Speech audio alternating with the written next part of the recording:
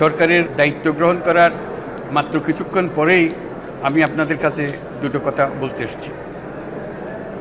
আজ দ্বিতীয়বার যারা স্বাধীনতার স্বাদ আমাদের সকলের জন্য সম্ভব করল, সেই বৈষম্য বিরোধী ছাত্র আন্দোলনের শহীদ ছাত্র জনতা এবং এতে আহত অসংখ্য আন্দোলনকারীকে স্মরণের মাধ্যমেই দেশবাসীকে আমি কিছু কথা বলতে চাই।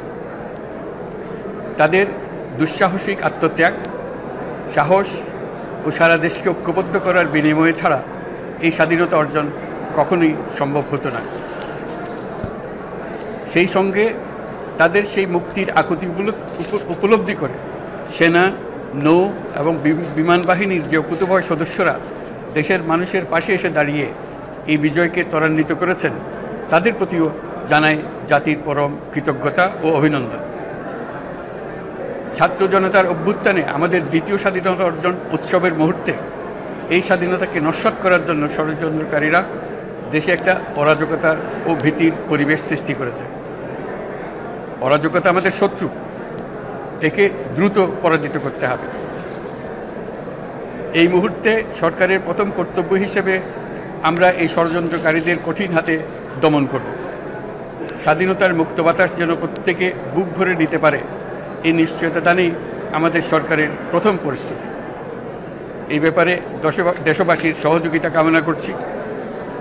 দ্বিতীয় স্বাধীনতার এই মিলন মেলা থেকে বাদ যাবে না যারা আমাদের শান্তি শৃঙ্খলা রক্ষাকারী প্রতিষ্ঠানগুলো, নৌ, সেনা, বিমান বাহিনী, বর্ডার গার্ড, পুলিশ, আনসার, গ্রাম প্রতিরক্ষা, কোস্টগার্ড, কেউ বাদ যাবে না। অন্য সবার মতো তাদের প্রত্যেক সদস্য আজ উপরওয়ালার আইন বহির্ভূত জবরদস্তিমূলক হুকুম থেকে মুক্ত। কারোর জন্য এটা বিন্দুমাত্র ব্যাহত হলে আমাদের আজকের উৎসব ম্লান হয়ে যাবে।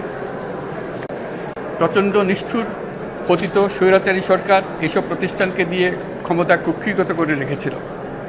আমরা তার এই প্রচেষ্টা ব্যর্থ করে প্রতিষ্ঠানগুলোর হারানো গৌরব ফিরিয়ে আনব। এই ঘৃণ্য চেষ্টায় ব্যবহৃত হয়ে যারা অপরাধ সংগঠিত করেছে তাদেরকে আইনানুগ বিচারের মাধ্যমে শীঘ্রই উপযুক্ত শাস্তি দেওয়া হবে। একই কথা দেশের সকল মন্ত্রণালয়, সংস্থা, শিক্ষা প্রতিষ্ঠান, নানা কর্মক্ষেত্রের জন্য প্রযোজ্য। সর্বত্র অপরাধীর বিচার হবে।